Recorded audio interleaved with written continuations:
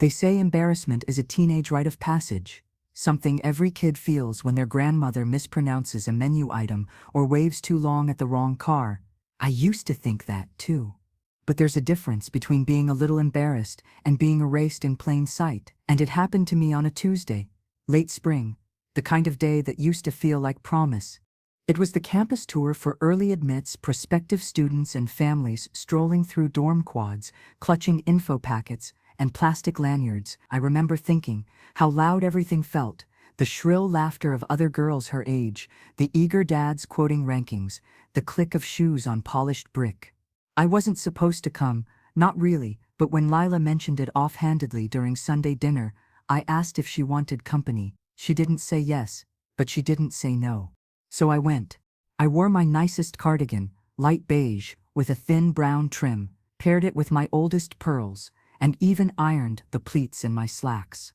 I hadn't walked a campus in 30 years, but I still remembered the smell of chalk dust and blooming trees. I figured it might bring something back for her too, something about her mother, about me, about the long line of women she came from. But when we met at the registration table, she glanced over her shoulder first, then leaned in with a smile I now know was the start of the end.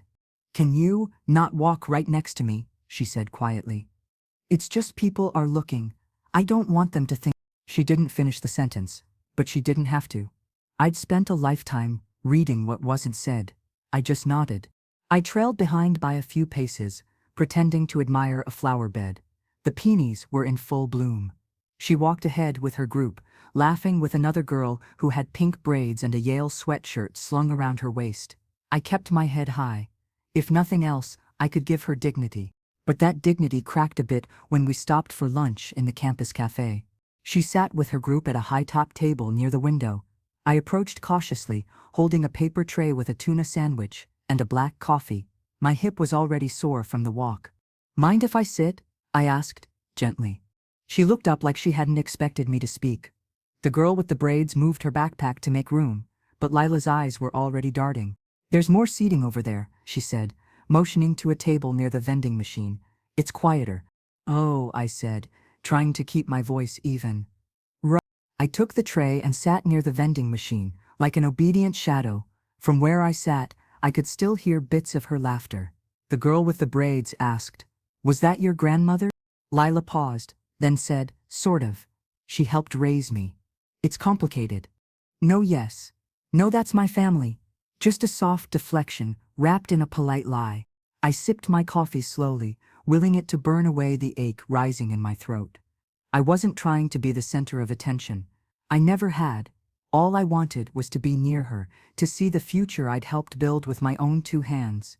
After lunch, the group moved toward the science buildings. I didn't follow. I sat there until my coffee went cold. Then I walked the quad alone, passing a statue of some donor in a stone suit, with pigeons perched on his head. I thought about how strange it was. People give millions and get their names carved in stone, and here I was, having given my whole life only to be asked to sit somewhere else. By the time I reached the campus bookstore, I'd made my decision, not in anger, not in grief, just clarity. A silence inside me had cracked open and revealed something I couldn't ignore. She wasn't just embarrassed of me. She'd rewritten me. That night, I brewed chamomile tea the way I always did, boiled water on the stovetop, steeped the bag for 4 minutes, no sugar. The kitchen lights were warm, the kind that made the laminate floors look almost golden. I sat at the table with my old flannel robe on and my slippered feet tucked under the chair. I pulled the small lockbox from the pantry shelf. It was heavier than I remembered. Inside were all the documents, her college fund agreement, the bank authorization, the deed to the little cottage I still lived in. I took out the trust paperwork and spread it flat. My name sat on every line. She never knew that. She thought I was just the woman who folded her clothes and cooked her rice in the exact way she liked. She didn't know the financial meetings I sat through, the nights I skipped dinner so she could have money for ballet shoes, or how I took on a cleaning job at the local dentist office just to keep her school fees current. And now she wanted to distance herself from the apron that fed her. I placed my teacup gently to the side and stared at the papers. There were no flames of revenge in me, only a firm kind of resolve, like a door clicking shut. Tomorrow, I would call my lawyer. Not to cancel anything, just to rewrite the terms. She didn't need to know yet. She'd said I embarrassed her. Fine. But someday soon, she'd walk through that campus again and see a plaque, and on that plaque would be my name, not hers. She'd tell people she sort of knew me, and I'd be carved into the bricks she walked on. The following morning, I rose before the sun, as I often did before my joints stiffened, and my breath turned shallow. Habit clung to me, even in betrayal. I still boiled the kettle and still folded the hand towel on the oven handle just right. There is a rhythm to the life of a woman who has lived through decades of being needed. And though no one asked for me that morning, I followed it anyway. The air was cooler than it should have been for May. I draped my shawl across my shoulders and opened the kitchen window. Birds were already moving through the trees out back. I watched them with my teacup in hand. The scent of chamomile now familiar like a second skin. The house creaked in familiar protest. The same floorboard whining near the stove, the same fridge hum that had never quieted since I bought it in '96. This was my domain. Every inch of it had been scrubbed, preserved, and protected by my hands. Which is why what I was about to do felt not like revenge, but reclamation. I returned to the table where the documents still lay from the night before. I'd reread them all 3 times already. The college trust was legally mine until the full disbursement. The final transfer, scheduled for July, would release the remaining $18,400, more than enough for Lila's fall semester. But nothing said I had to release it. Nothing at all. I opened my notebook and jotted down a list. Contact Miss Finley, attorney. Freeze the trust disbursement. Draft a revised clause regarding naming rights. That last item felt absurd, almost theatrical, but I wasn't doing it for applause. I was doing it because Lila had mistaken silence for insignificance. I looked down at the teacup in my hand. White porcelain, with a tiny crack along the handle. It had belonged to my own mother. She'd sip from it while reading the newspaper aloud in the kitchen, glasses perched on her nose, asking me how many words I could define from the crossword. She'd grown up with less than I ever had, and still, she made me believe I mattered. That's what I thought I was doing for Lila. I thought love and sacrifice would speak for themselves. But clearly, she needed something she couldn't ignore. Miss Finley answered her office line on the second ring. "Margaret?" she asked. "You all right?" "I'm awake at least," I replied. "Do you have time today?" "Of course." 11? I'll be there. Her office hadn't changed in years, same bookshelf with legal reference manuals no one probably touched. Same framed diplomas behind the desk. But she looked sharper than I remembered. Her silver hair was pulled into a low chignon, and she had a soft way of speaking, like she'd seen just enough injustice to know when to quiet the room. She gestured for me to sit and waited until I'd placed my bag on the chair beside me, before she spoke. "Is this about Lila's fund?" she asked gently. I nodded. "I want to put a hold on the final transfer. Indefinitely, if possible." She tilted her head slightly. "You're the trustee, Margaret. You can do that." "Good." There was a pause, and then, "Do you mind me asking why?" I hesitated. There was no benefit in dramatizing the story, and yet no way to convey the depth of it without saying it aloud. "She told her friends I wasn't her grandmother," I said simply. "She asked me not to walk near her in public." Miss Finley didn't say anything at first. She just leaned forward, clasping her hands. "I'm sorry." I shook my head. "Don't be. I'm not. Not anymore." She slid a notepad toward her and began writing. "Would you like to redirect the remaining funds towards something else?" "Yes." I pulled out a separate sheet of paper I'd folded into fourths. "A scholarship. In my name. Women over 60. Returning to school. Or first-time applicants who have raised a family. Doesn't need to be large, just enough to mean something." She studied the note, nodding. "And Lila? If she wants to apply, she can, like anyone else." She offered a small, quiet smile. "We can absolutely make this happen. We handled the rest, like business. Sign here, initial there." As I wrote my name across the final line of the new trust clause, I felt something I hadn't in weeks. Weight lifting. On my way home, I stopped by the college campus once more. Not to visit, just to observe. I parked near the administration building and watched the students wander between classes. Lila was out there somewhere, probably chatting about dorm assignments or internships. Maybe she was laughing again, with that same girl with the pink braids. I didn't go looking. Instead, I went into the main building and asked to speak with the development officer. A young man with too slick hair and a navy tie walked me to a glass conference room. He offered me coffee I didn't want and asked me what I had in mind. "I want to sponsor a fund," I said, handing him a copy of the revised trust. He raised an eyebrow. "In your name?" "Yes." "For your family?" "No. For women like me, who got left behind the first time." He flipped through the pages and nodded slowly. "We don't usually get requests like this. But That was all I needed to hear. When I left the building, the sky had brightened. The wind was still cool, but the light had shifted in that unmistakable way spring does when it prepares for permanence. That night, I sat at my kitchen table again. The folder now held new documents. The account number for the scholarship, a letter confirming my name, would be included on the campus donor registry plaque. I didn't call Lila.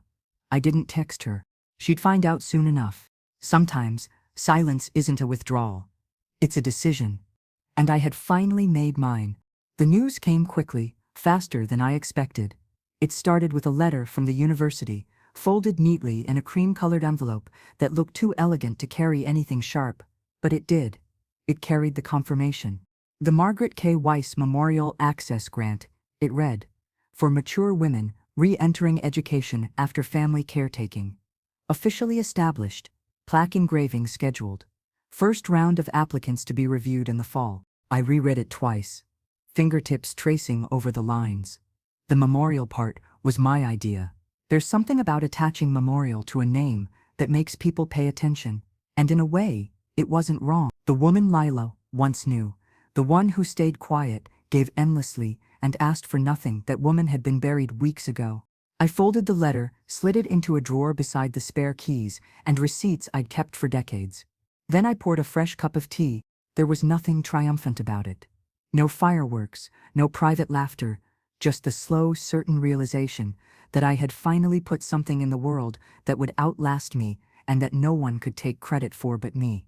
It wasn't until 2 days later that Lila reached out. The message was short. "Grandma, did you change something with my tuition? I just got a notice from student accounts. I'm really confused." She didn't ask how I was, didn't mention the visit, or the lunch table, or how she'd brushed me aside like lint from a blouse. I stared at the message for a while before responding. I made an adjustment.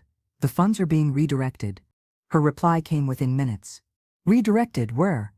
What does that even mean?" I thought the college fund was already processed. "It was still under my name." I wrote, "I've chosen to invest it elsewhere. You're free to apply for aid like everyone else."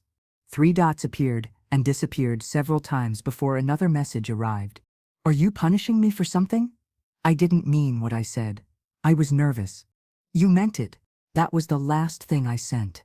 That evening, the silence settled deeper in the house. I didn't turn on the television. I didn't reach for my knitting or the jigsaw puzzle I'd been working on for months. I just sat in the living room, tea in hand, watching the light shift across the far wall. I thought about my daughter, Lila's mother.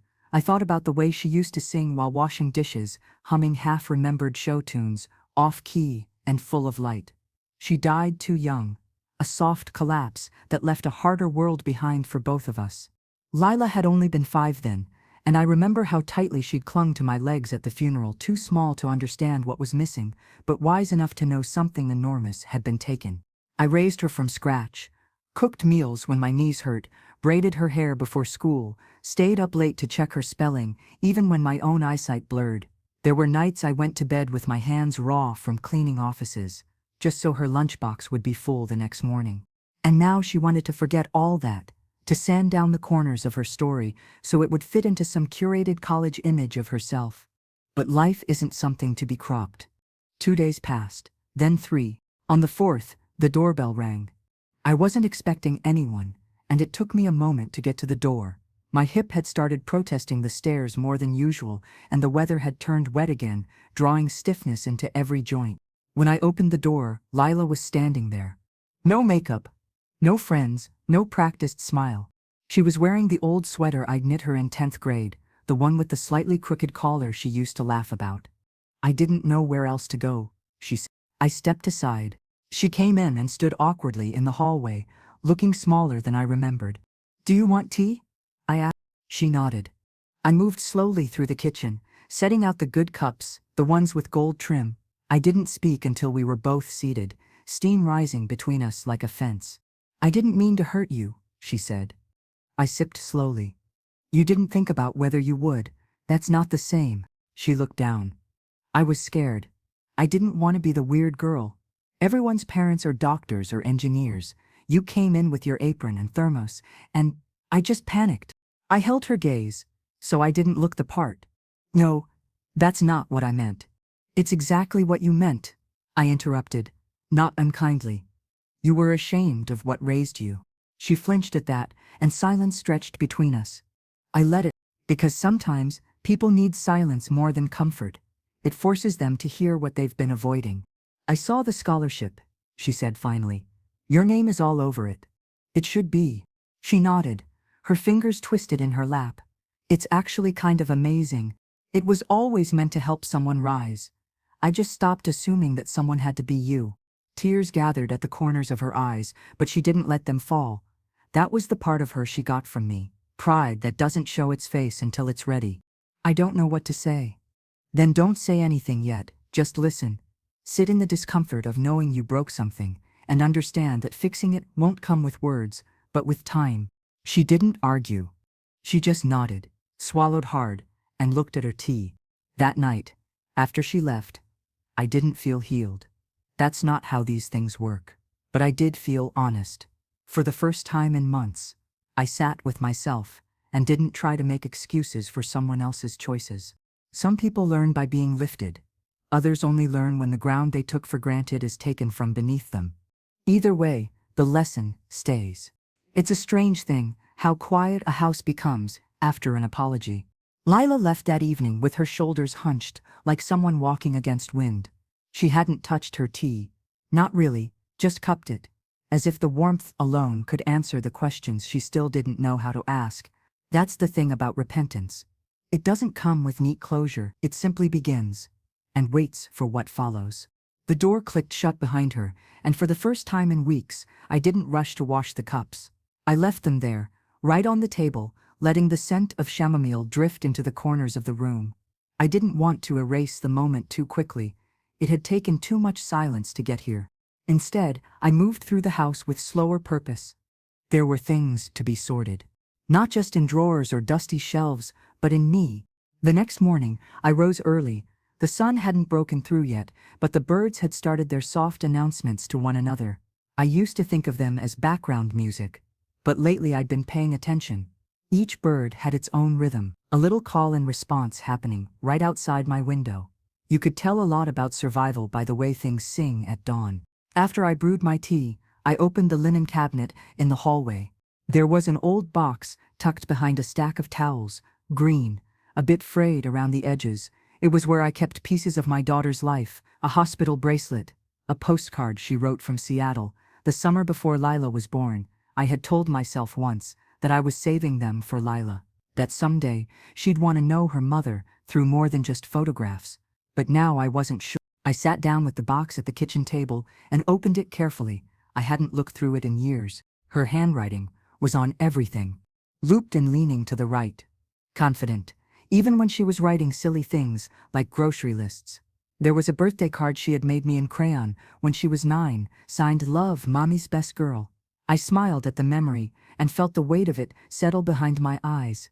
I reached the bottom of the box and found a folded piece of paper I'd forgotten entirely. A letter she'd written me the day she found out she was pregnant. It began with panic, ended in hope. "Mom, I'm scared, but I know if there's one person in the world who can help me raise a good human, it's you." I traced the ink with my thumb. Maybe I hadn't failed at all. Around noon, the phone rang. It was the campus development officer, the young man who had helped finalize the scholarship paperwork. I expected a follow-up, maybe a formal thank you. But his voice sounded lighter than usual, almost surprised.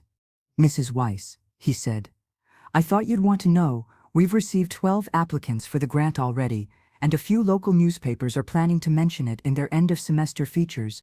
I blinked. 12? He chuckled. "And it's only been a week. Seems like you've struck a nerve in the best way. I thanked him, wrote the number down in my ledger, and sat for a long time staring at it. Not out of disbelief, but out of quiet pride.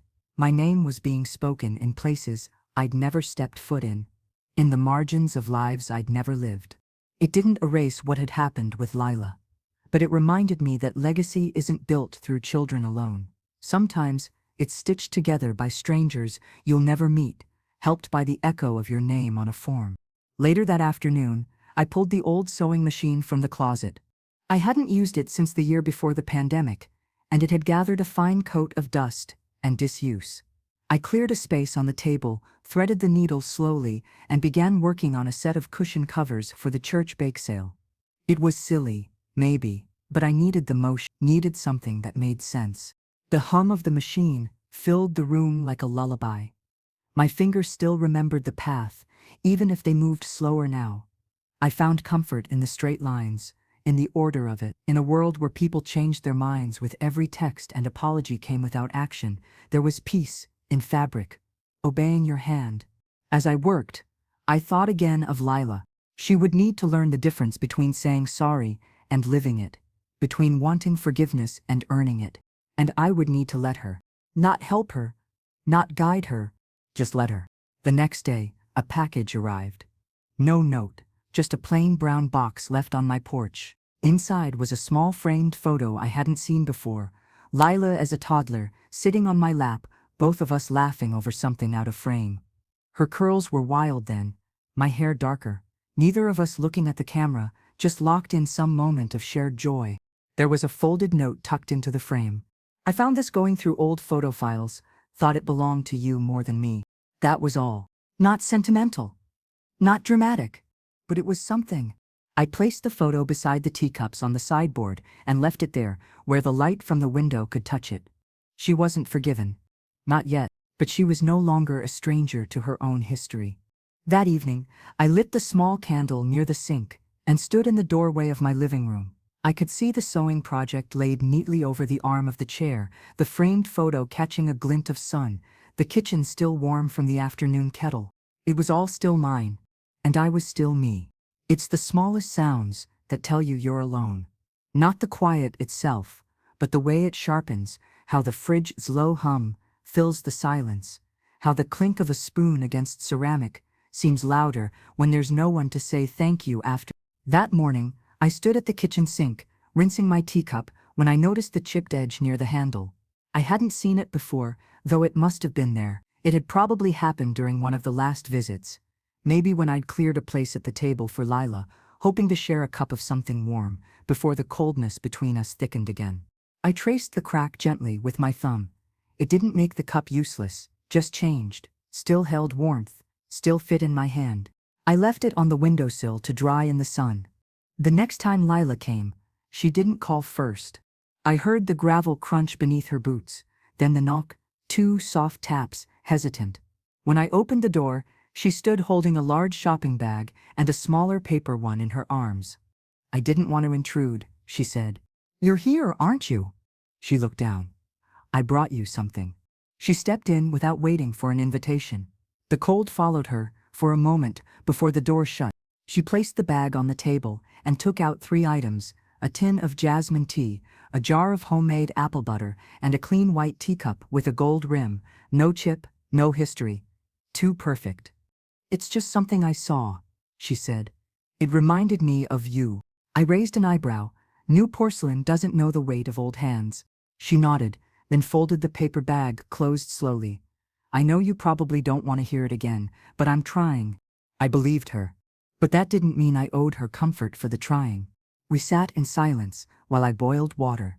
The new tin had a scent that filled the room with something floral and unfamiliar. It was nice, but it wasn't mine. I still chose the chamomile. When I brought our cups to the table, she reached for the one she'd brought me. Assuming I'd use it, I handed her the new one. Instead, I kept my chipped cup. She looked at it, confused, maybe hurt, but said nothing. It still works, I said, motioning to mine. Damage doesn't erase usefulness. It only asks for more care. She sat quietly, nodding. I don't expect to be forgiven right away, she said after a moment. I just don't want to be forgotten. The words surprised me. Not because they were dramatic, but because they were honest. It takes a certain kind of humility to admit you're afraid of being erased, especially to someone you tried to shrink. You're not forgotten, I said, but you have some rebuilding to do. She sipped her tea, both hands around the cup. I read the bios on the other applicants for the scholarship. One woman had raised 4 kids and was starting community college at 56. I nodded. They're not stories you find in headlines, but they're the ones that hold this country together. I want to help, she said. Maybe volunteer with the committee? Proofread applications, anything. I looked at her. Really looked. Not the version of her I held in memory, not the little girl clinging to my legs at the beach, not the college freshman in sleek jeans who rolled her eyes at my quilted jacket, just her young and learning. Start by listening, I said. Not to be thanked, just to understand. She nodded. That night, after she left, I moved the new teacup to the back of the cabinet, not out of disrespect but because it hadn't earned its place on the table yet. I sat down and opened the notebook where I'd started tracking scholarship entries and correspondence. I added a new section labeled Assistance. Beneath it, I wrote one name, Lila White. It wasn't a promise, just a note, a beginning. A few days later, I got a letter in the mail. Not an email, not a text. A real letter with my name carefully written in script across the front. It was from a woman named Teresa Boyd, one of the first applicants for the grant. She was 48, a former CNA, raising her grandson after her daughter's addiction relapse. She'd written to thank me, but also to explain why she applied. I don't know if I'll get it, she wrote, but just being seen this way, it reminded me I'm not invisible. That line sat in my chest like something I didn't know I needed.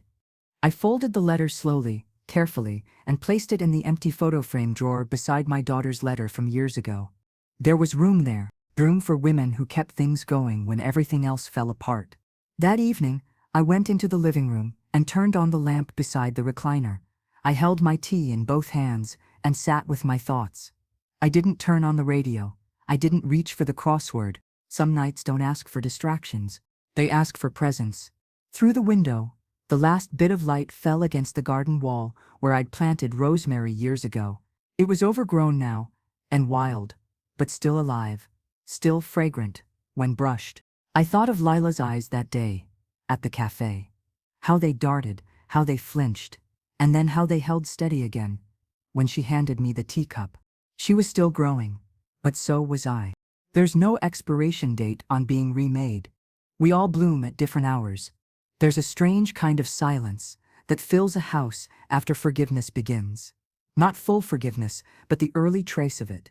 Like the breath just before a hymn starts. You feel it before you hear it. For the past few days, the air inside my house had changed. Not lighter, not yet, but less sharp around the edges.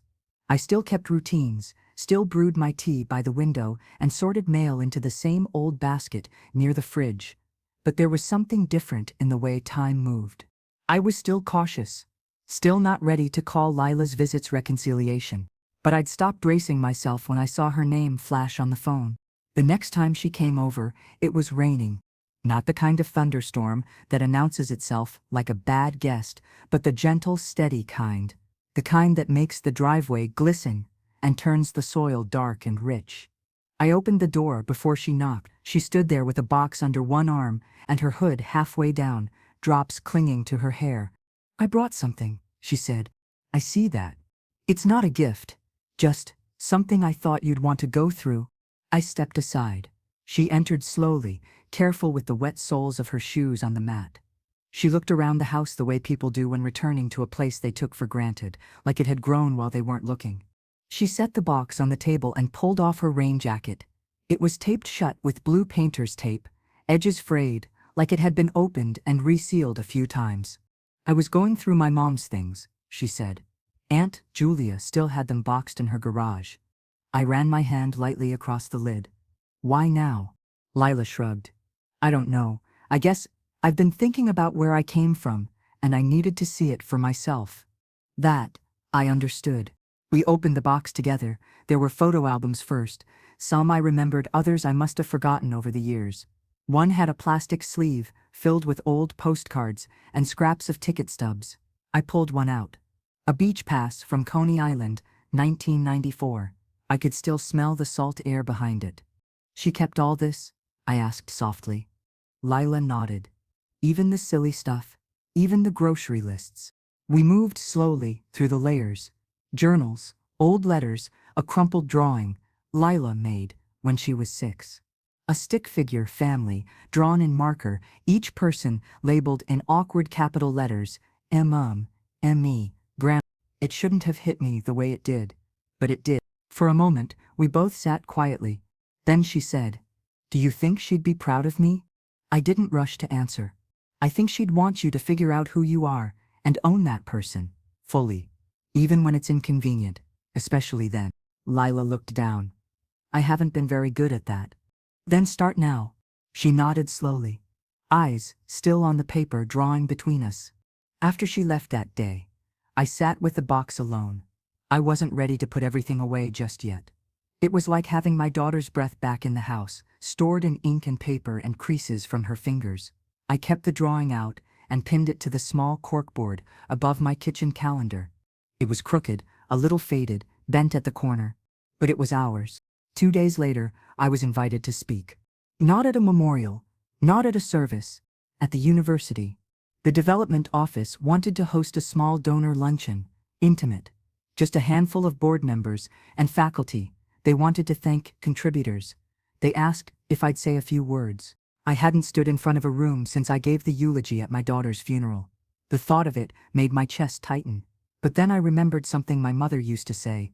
When you're asked to speak, it's because your silence meant something first. So I said yes. The day of the luncheon arrived with sun, the kind that slices through the blinds like permission. I dressed slowly, deliberately. No pearls, no frills, just my good blouse under the apron, because I wasn't leaving that part of myself behind to fit into a room of polished faculty. I was bringing all of me. Lila offered to drive. She didn't ask to speak. She just showed up in the driveway, engine humming, passenger door open. I climbed in without fuss, and we drove the 25 minutes in comfortable quiet. When we arrived, she turned off the ignition and looked at me. "Whatever you say in there," she said. "I'm proud to be your granddaughter." It was the first time I'd heard her say it without needing something afterward. That mattered. The event itself was modest. A reception room overlooking the campus quad, round tables dressed in white cloth, a pitcher of iced water on each. Simple, not extravagant. Just the way I liked things. The speaker before me was a retired professor, someone who'd written books on institutional reform and legacy programs. His words were polished, careful. When they called my name, I stood. No notes, no podium. I walked to the front and looked out at a room full of eyes. "I'm not here because I wrote a check," I said. "I'm here because I lived a life that most people don't put in brochures." Some heads tilted, some smiled. I raised a girl after losing a daughter. I worked night shifts and bought day-old bread and filled one college fund, slowly over 20 years. Not because I had extra, but because I believed in legacy. Not the kind you build for yourself, but the kind you pass on. I paused. No fidgeting, just breath. And now, that legacy doesn't wear one face. It wears 12. And next year it'll wear 20. Because someone saw it and thought maybe I'm not invisible after all. I didn't cry. But I saw someone in the back reach for a napkin. Afterward, people shook my hand, thanked me, asked about the garden I'd mentioned once in a sidebar story. But it was Lila's face I searched for. She stood near the exit, watching me like she was seeing me entirely for the first time. I walked to her slowly. She didn't say anything. Just pulled me into an embrace that said what words couldn't hold. I didn't sleep much that night after the luncheon. Not because I was unsettled, but because something in me had shifted. There are few moments in life where your sense of worth doesn't come from reflection, but from being recognized. That day, in a modest university reception room, I stood in front of a crowd of strangers and was seen, not as someone's grandmother, not as someone's past, but as someone with presence. The silence of the house when I returned wasn't empty anymore. It felt earned. I poured myself a late cup of tea, sat by the kitchen window, and watched the last of the light slip behind the trees. My hands were still warm from the applause, and not once Not once did I think of how I'd been erased at that cafe weeks earlier. What they gave me that day wasn't fame or flattery. It was the room. And sometimes, that's everything. The next morning, I awoke before the kettle even clicked. It was a Saturday, but I felt no need to slow down. I moved through the motions with quiet steadiness, folding the Afghan on the couch, watering the rosemary plant, straightening the stack of mail on the entry table. Everything felt settled, but not stagnant. By 10, Lila texted, "Can I come by?" I didn't ask why. I just said yes. When she arrived, she didn't have a box or apology or anything to explain. Just her, hoodie, ponytail, notebook clutched to her chest like she was bracing for something, but trying not to show it. "I wanted to tell you something," she said once she stepped inside. I motioned toward the table, already pouring water over the tea bag. "Sit, then. Speak when you're ready." She waited until I handed her the cup. Then, carefully, "I've decided to change my major." I looked up, surprised. She had always been so determined. Business administration, corporate internships, resume polishing by the time she was 17. "To what?" "Social work," she said. "I want to help families like ours, families that get overlooked." I studied her expression. There wasn't a trace of performance in it. No defensiveness, just conviction. "That's a big shift." "I know, but I think it's the first thing I've done for the right reason." The room held its breath for a second. Then I nodded. "You'll have to work twice as hard," I said. "It doesn't come with applause." She nodded back. "That's okay. I'm not chasing applause anymore." We drank our tea in thoughtful quiet. I thought of her mother, how proud she might be to hear that sentence. That afternoon, we went through the scholarship applications together. I hadn't planned to show Lila everything, only the ones I'd already sorted, but as we sat at the dining table, I found myself pulling out the full folder. There was something about her posture that made me believe she could handle it. Not just the logistics, the way. She read slowly, her fingers resting just below the lines, like she was tracing the life behind each word. One woman wrote about going back to school after escaping a violent marriage. Another described taking online courses between hospital shifts and caring for her aging father. The applications weren't written with polish or perfect grammar, but they carried clarity, urgency. When Lila looked up, her eyes were wet.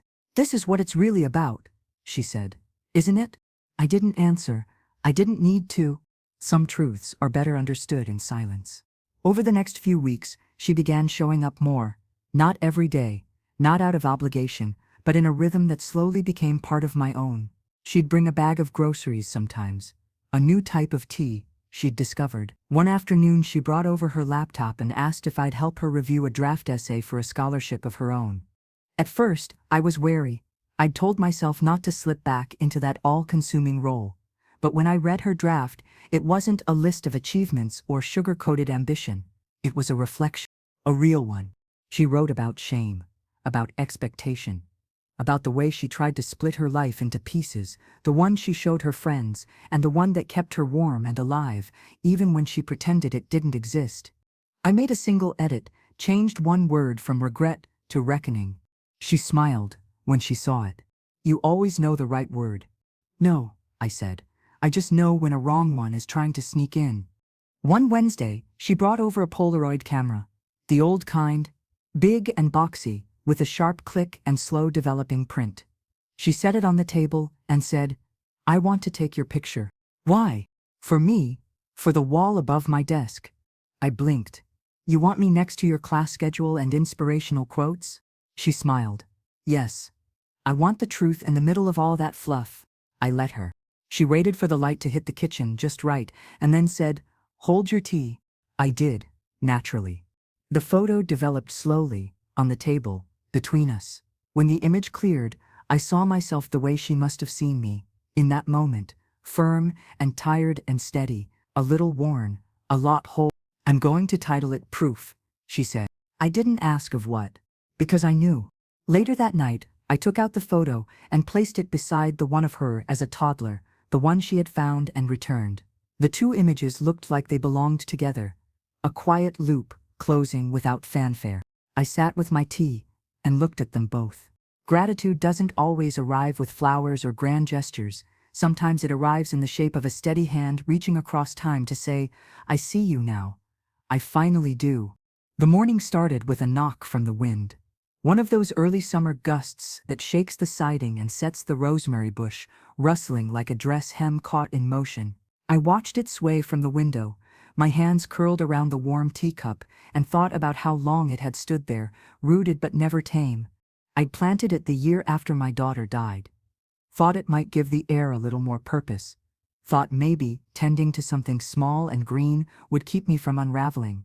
And now, all these years later, it had outlived the grief that planted it. Funny how things do that. Outlive what started them. Lila came by after lunch with gardening gloves in one hand and a small pot of lavender in the other. I figured your rosemary could use some company, she said, holding the pot out like a peace offering. I glanced at the lavender. That doesn't belong here. She hesitated, then smiled. Neither did I. That earned her a look. We went out back anyway. The sun was angled low, catching the dust in the air just enough to make it all seem gentler than it was. The grass needed cutting. The rosebush in the far corner was drooping, but there was comfort in that soft disarray. I handed her the small spade from the shed and pointed near the rosemary's base. Not too close, I said. It needs room. I know. She dug with more care than I expected. No show, no chatty performance, just quiet effort, the kind that doesn't ask to be noticed, but still manages to be seen. You used to hate the garden, I said. I used to hate anything that took your attention away from me, she replied, not looking up. That answer settled something between us. We planted the lavender with deliberate silence. She pressed the dirt in with her palms, then sat back on her heels. I remained standing, hands on hips, looking at the little mound like it owed me something. It's still too early to know if it'll take, I said. I'm not going anywhere, she replied. That night, I brought the teacup outside for the first time in years. I sat on the porch step, wrapped in an old cardigan, listening to the world wind down around me. The hum of distant cars, the occasional bark from a neighbor's dog, the slow chorus of insects easing into their rhythm. The rosemary swayed. The lavender stayed still. I watched the two plants side by side, one wild and overgrown, the other freshly set in place, and thought about how love, when done right, could look like both at once.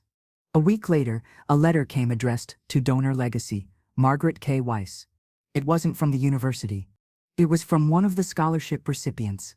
A single sheet of lined paper, folded neatly, signed in blue ink. Mrs. Weiss. I was told your name.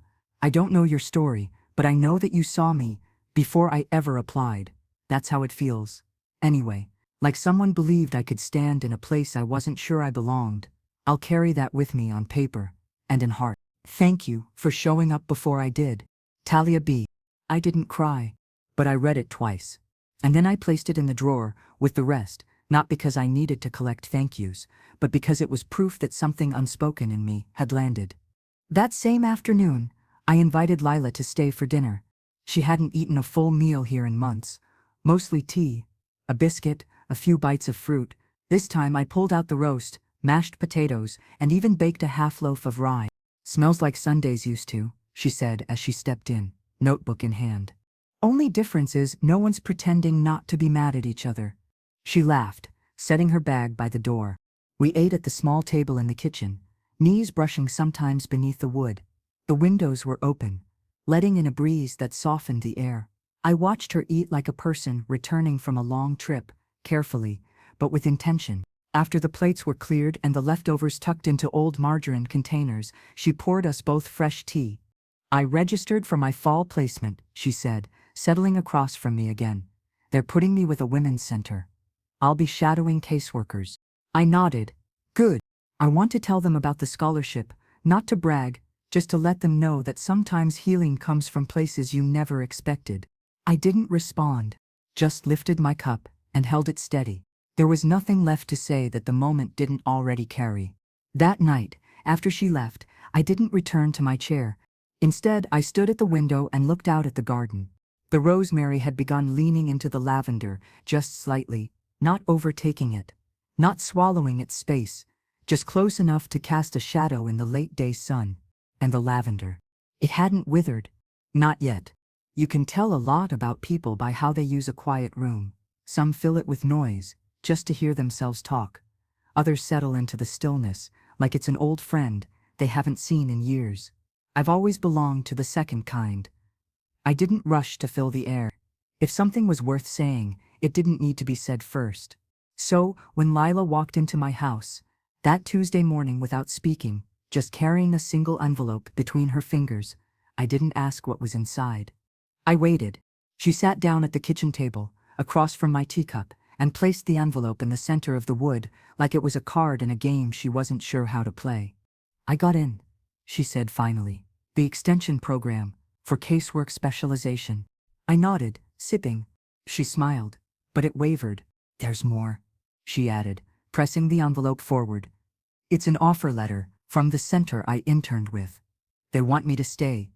Entry-level position, modest pay, but it's a start." I set down my cup, reached for the envelope, read the first line and felt my chest warm. Not because of the job title, but because of the line beneath it. Contact, Lila Weiss, Client Intake and Community Liaison.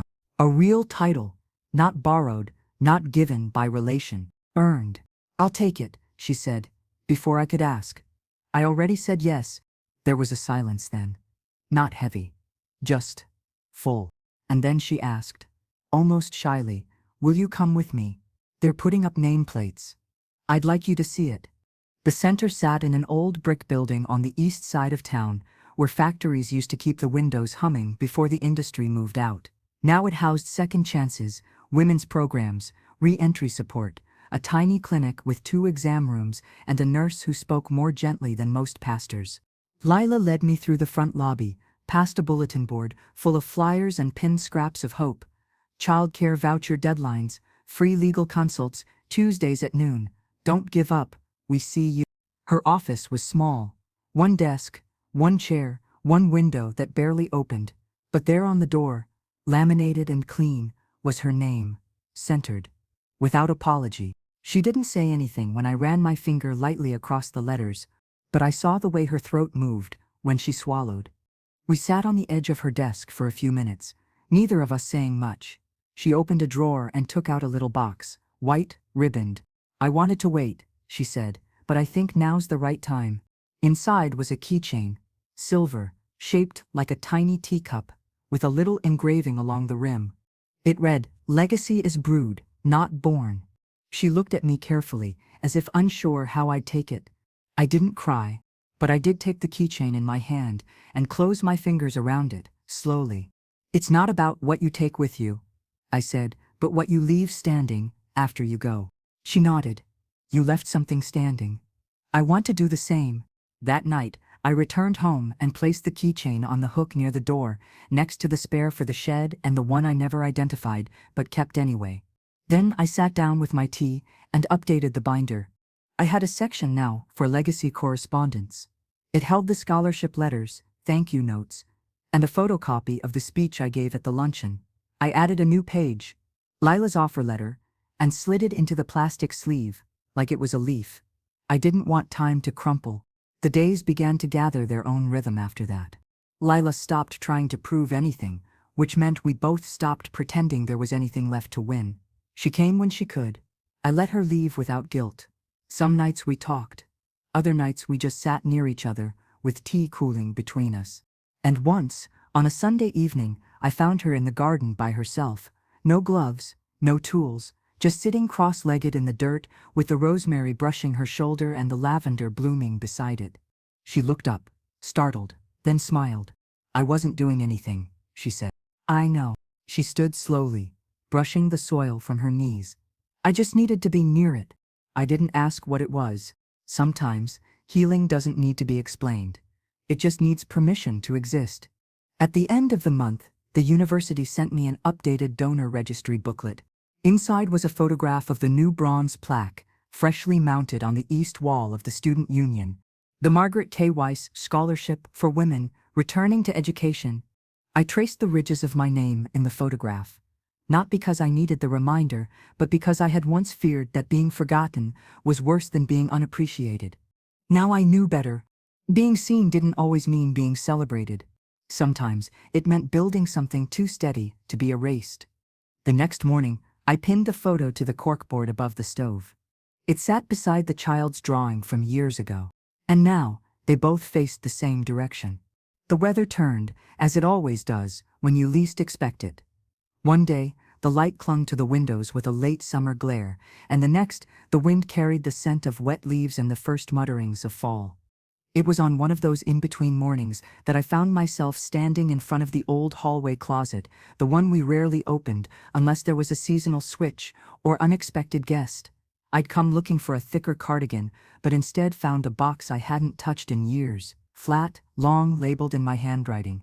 Lila, school, art, notes. I didn't remember keeping it. Yet there it was, pushed behind a stack of folded quilts, nearly forgotten. I carried it to the kitchen table and set it down next to my teacup. The air smelled like cinnamon, one of Lila's sachets she'd tucked into a drawer weeks ago when reorganizing things for practicality. I hadn't removed it. I peeled the tape back slowly, more careful than necessary, as if the years inside might blow loose if I moved too quickly. Inside, drawings, spelling tests, cards I'd long since assumed had been thrown away, crayon renderings of our house, paper turkeys with misspelled gratitude lists. One simply said, "I am thankful for grandmas who smell like toast." I smiled, despite myself. Further down, I found an old journal from when Lila was 9, covered in stickers, the kind that flaked when touched. I opened it, expecting secrets, perhaps stories of friendship squabbles or favorite snacks, but most entries were just single lines. Today we had soup. I miss Mom when it rains. Grandma, let me stir the sauce. It felt important. I closed the book gently and wrapped my hands around my tea. It was easy to forget, in the weight of all we've been through, that we started somewhere soft. Later that day, Lila stopped by after work. She didn't knock anymore, and I didn't ask her to. She came in, hair messy, cheeks flushed from the walk, and went straight to the counter to put on the kettle. "You look like you've seen a ghost," she said, glancing at the box still open on the table. "Just a few older versions of you," I replied. She leaned over the box, her eyes scanning the contents.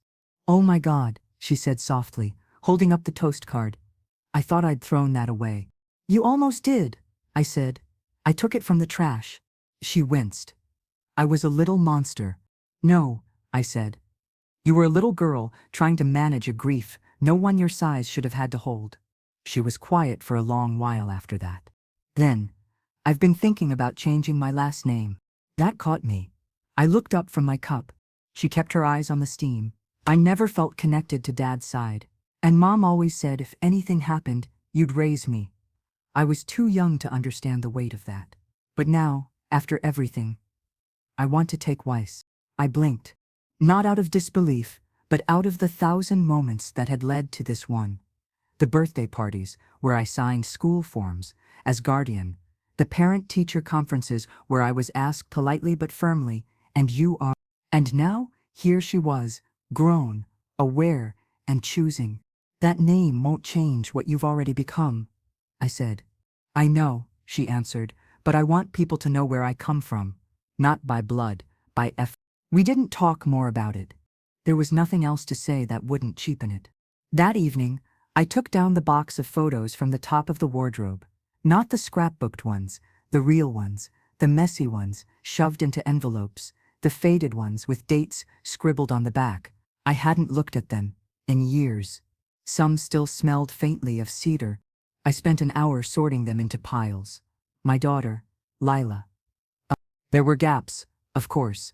Years that went undocumented because no one thought to pull out a camera when the lights went out or the bills piled high. But the ones I had were in. There was one in particular, Lila, at around 12, asleep on the couch, her head in my lap, a blanket askew across her knees. I remembered that day. She'd come home after a classmate said something cruel about her not having real parents. She hadn't told me, but I knew. I'd sat beside her in silence that evening, reading a paperback I never finished, letting her fall asleep against the steadiness of something she couldn't name yet. I pinned the photo to the corkboard beside the others. No caption, just memory. A few days later, she came by again, this time with papers in hand. "The name change is filed," she said. a little breathless. It'll take a few weeks to process, but it's official. I wanted you to be the first to know. She handed me the copy of the form. Lila Grace Weiss. I nodded slowly, fingers tracing the name, like a signature I never thought I'd see. You'll need to tell the university, I said. And your employer. I already did, she said, smiling. They said they'd update everything for the next term. She looked down. I'm also going to write something. About the scholarship. A short piece for their newsletter. About you, if that's okay. I didn't answer right away. Instead, I got up, poured us both tea, and handed her the cup. Write it how it happened, I said, not how you wish it had gone. She looked at me, steady. I will. That night, she left the papers behind. I folded them and placed them in the legacy binder, sliding them in right next to the keychain photo and the donor registry copy.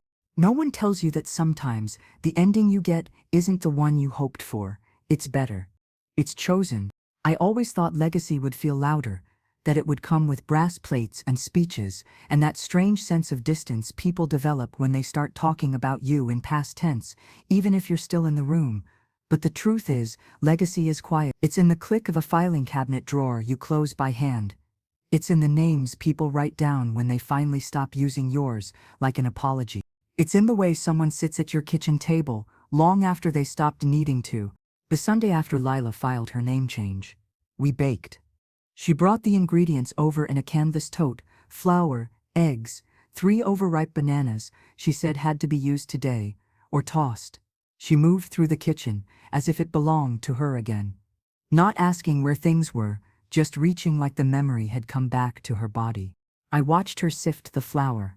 Her movements weren't graceful, but they were certain. When did you last bake? I asked. Not since Mom, she said. Not like this. I didn't speak into that silence. It didn't need filling. I simply passed her the mixing bowl.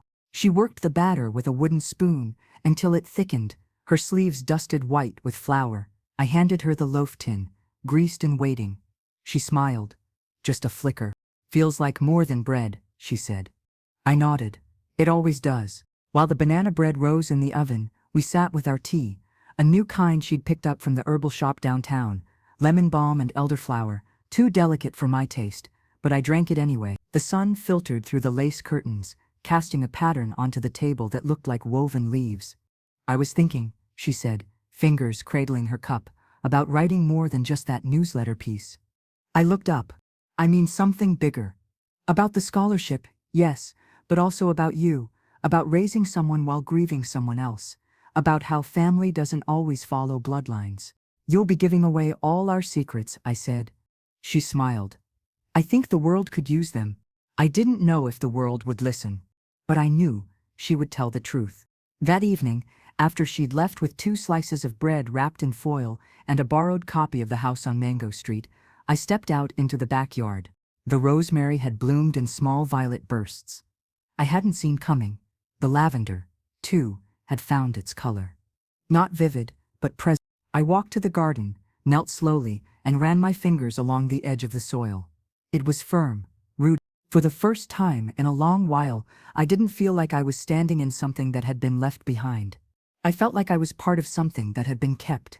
The following week, a letter arrived, not from the university or any institution, but from a woman named Rose Marlin. She was in her early 50s, a scholarship recipient from the most recent selection. She had 2 sons, one with special needs, and had just begun night classes in a health sciences program. Her handwriting slanted upward, as if even her script were trying to rise. She wrote about how she almost hadn't applied. I didn't think people like me were ever seen, she wrote, until I found your name. I looked it up. I read about the scholarship, and I thought, maybe there's room for someone like me after all. She ended with, thank you for planting something where I thought nothing could grow. That line stayed with me for days. I read it aloud once, just to hear what it sounded like in the room. It didn't echo. It landed. Lila came by the next Friday to help me sort the linen closet, a project we'd talked about for months and ignored even longer. We pulled everything out. Sheets, blankets, pillowcases older than both of us would admit. We folded in silence, the rhythm almost meditative, like church without the sermon. She held up one of my old aprons, soft and faded. You've had this forever, she said. Nearly, I replied. Since before your mother's wedding. She smoothed it across her lap. Do you think I could have it? I looked at her, then the apron. Why? She shrugged. Because I want to remember that love isn't always grand. Sometimes it's this: fabric, stitches, things that survive being worn. I gave it to her without ceremony. Just passed it over. That night, I watched her walk back to her car with the apron folded carefully in her hands. She didn't put it in a bag or tuck it away. She carried it like something holy. And I knew, without needing her to say it, that she would keep it the way she'd kept everything else that mattered, quietly, intentionally, with both hands. Later, I poured myself a final cup of chamomile and sat at the table, the room dim with the last light of the day. I thought of the girls applying to the scholarship now, of the ones yet to, of the letters still to come. I thought of what we carry, and how sometimes, when we do it long enough, with enough care, the things we've carried start to carry us. There are certain sounds that only make sense at the end of something. The slow creak of a drawer sliding shut after years of staying jammed. The hush that settles in a room once the apology has done its work. The kettle's soft whistle, not rushing, not screaming, just reminding you that something has come to a quiet boil and is now ready. That's how the morning felt. Not like a conclusion, but like a slow simmer that finally turned steady. The university had asked me back. This time, not for a speech or a plaque unveiling, but for something they were calling a Founders Circle breakfast. I laughed when I read the invitation. The word founder felt like a borrowed coat, nice to try on, but maybe still a bit too formal for someone whose whole life was built in the humble corners of other people's expectations. Still, I agreed to attend. Not for vanity, but because I had nothing to prove anymore. And because showing up is sometimes the last and most honest way to say I meant what I built. The night before the event, I pulled my best clothes from the back of the closet, nothing extravagant, just a pressed blouse, a clean cardigan, and my soft gray skirt. I hung them on the back of the bedroom door and set out my shoes, polishing them not because anyone would notice, but because I would. At the edge of the bed sat a small paper bag. Inside, the teacup keychain Lila had given me and a folded note I hadn't opened yet. She'd slipped it to me the week before, saying only, "Read it when it feels right." I hadn't felt ready then, but that night, I was. I opened it with deliberate care, the way you touch something you know you'll want to keep. Grandma.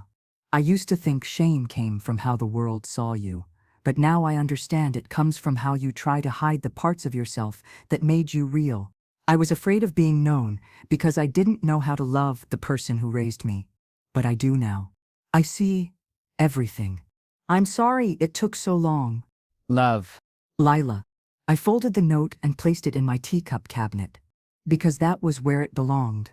The morning of the event was colder than expected, the kind of cold that surprises you after weeks of warm air. I wrapped a scarf around my neck and stepped into the sunlight with a quiet sense of purpose. Lila had offered to drive, but I declined. This one, I needed to do on my own. The university lobby was already full when I arrived. Tables lined with fruit platters and coffee urns. Folded name tags and programs fanned out like leaves on linen. A young woman greeted me, probably a student intern, judging by the clip-on badge and nervous smile. "Mrs. Weiss?" she asked. I nodded. She handed me a card.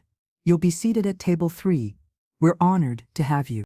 I thanked her and walked through the space, slowly, absorbing it, not as an outsider now, but as part of its design. Table 3 held 4 chairs. To my left, a middle-aged woman named Nora, whose daughter had recently received one of the grants. To my right, a faculty advisor who'd read Lila's article and told me it had rewired his thinking on intergenerational support. Across from me, an older gentleman whose wife had returned to school after raising 6 children and received the award last spring. Each face had its own story. Each hand shook mine with something more than politeness. I sipped my tea, brought from home in a small thermos, because campus blends still tasted too bitter, and listened, really listened. It struck me, sitting there, how full a life can become, even in the years people assume are winding down. The old stories still mattered, but now they had company. When the coordinator rose to give her closing remarks, she called a few names for recognition. Mine was among them. I didn't stand quickly. I let the moment come to me. Then I rose, walked forward, and accepted the small glass award with a nod. There were no cameras, no microphones. Just a room full of people who understood what it meant to give your life away in quiet service, and still be standing when it all came full circle. Back home, I placed the award on the side table, near the garden-facing window, not because it needed display, but because the light hit that corner just right, and I liked the way it caught the etching of my name. I brewed one final cup of tea, and walked outside to the backyard, the steam curling into the crisp afternoon air. The lavender was still holding strong, the rosemary, a bit overgrown again, swayed with the breeze. I pulled up a chair and sat quietly among them. Everything I had poured into others had bloomed back in its own time. Not always when I needed it, but always when it mattered. It wasn't legacy that brought me peace. It was knowing that something I'd shaped, someone I'd shaped, had chosen to keep growing, even after the soil got rough. We can't control how people remember us, but we can choose what we leave open. And I'd left a door open. Lila had walked through it. And this time, she wasn't looking back. The last warm day of the year arrived without warning. The calendar had already dipped into October, and the leaves were doing what they always do, turning, falling, blanketing the lawn like a slow hush. But the sun had one more act to give, and it laid itself across the windows that morning in golden strips that reminded me of afternoons long past. I didn't have a plan for the day. That in itself was a rarity. I'd spent so many years preparing for someone else's needs. Meals at 6, laundry folded before noon, appointments marked in black ink and kept without question. But lately, I'd started waking up with a different sort of question. What do I want today to feel like? Not what needs doing, not what should be done. Just what do I want to carry, and what can I set down? I walked through the house slowly, cup in hand, the scent of chamomile tracing behind me like a thread. The rooms were familiar, yes, but lately they'd begun to speak back. They held memory in the corners now. Not ghosts, just traces. The soft weight of time, finally made visible. The living room still wore the indent from Lila's visits. The way she curled into the couch when she stayed too long after dinner, claiming she had essays to finish but rarely opening her laptop. The hallway still echoed faintly with my daughter's voice, most days when I passed the old frame that held her graduation photo. I no longer paused there in sadness. I paused in recognition. You were here. You mattered. I'm still carrying you forward. Later I returned to the kitchen and laid out ingredients for a small batch of cinnamon rolls, not for guests. Not for holidays, just because the scent of cinnamon had always made the house feel alive in a way nothing else quite did. As I stirred the dough and pressed it flat against the floured counter, I thought about all the rooms I'd never been invited into in my life. The career offices, the executive boardrooms, the decision-making tables where names were chosen, funding distributed, stories approved or dismissed. I used to think that exclusion meant failure, but I see it differently now. I built my own rooms. I opened my own doors. And the people who entered them, women like Rose, like Teresa, like Lila, weren't just visitors, they were the next architects. While the rolls baked, I walked out to the mailbox, the sun catching the backs of my arms. The street was quieter than usual. A child zipped past on a scooter. A neighbor across the street was sweeping leaves off her porch in long, slow strokes. Inside the mailbox was a single envelope, addressed in elegant cursive I didn't recognize. No return address. Just my name. I opened it before I reached the door. Dear Mrs. Weiss. I was raised by my grandmother, too. She never had a scholarship in her name, but she taught me to stand up in rooms no one thought I deserved to be in. Your story, your name, made me remember how powerful that love was. I'm applying for the spring scholarship, but I wanted to write you first, to thank you, not for the money, for the mirror. Sincerely, a hopeful applicant. I folded the letter carefully, smoothed the crease, and held it to my chest. There were no instructions on how to receive gratitude when it comes without warning. But my body knew. You receive it like sun on the skin. Let it warm you. And move on. When I returned inside, the scent of cinnamon had filled every corner. I pulled the rolls from the oven, golden and puffed, and let them rest on the stovetop. I fixed myself a plate, one roll, still warm, its steam curling like a quiet promise. and poured a fresh cup of tea. The teacup was the same one I'd always used. The chip on the rim hadn't spread. I'd come to appreciate it. In fact, a little scar that held its own weight and refused to collapse. Like me, I took my plate to the sunroom. It had been Lila's favorite room when she was younger, back when we used to pretend it was a castle tower, and she the wise princess in charge of the whole imaginary realm. She sat there now, sometimes with her laptop, headphones on, editing one draft or another of the book she'd begun, the one she said was partly about me, and partly about every woman like me who never thought her life was worth writing down. I didn't ask for details. The story was hers to tell, but I trusted the bones of it. As I sat with my tea and cinnamon roll, the light shifted through the blinds, marking the walls with slow-moving lines.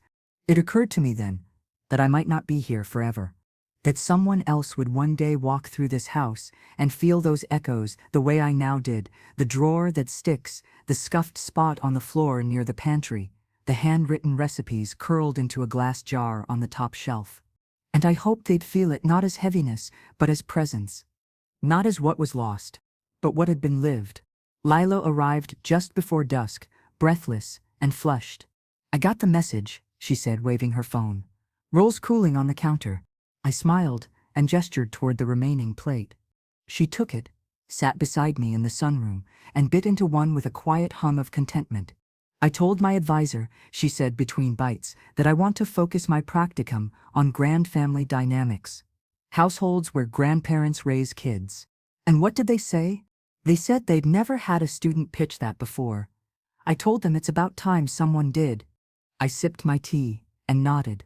"Tell the story straight," I said. "Don't soften it." She looked at me and smiled. "I won't." The house was quiet again that evening. Not empty, just full in the way only silence can be when it belongs to you. I washed the teacup gently, dried it with a towel Lila had once embroidered crookedly in home ec, and returned it to the cabinet.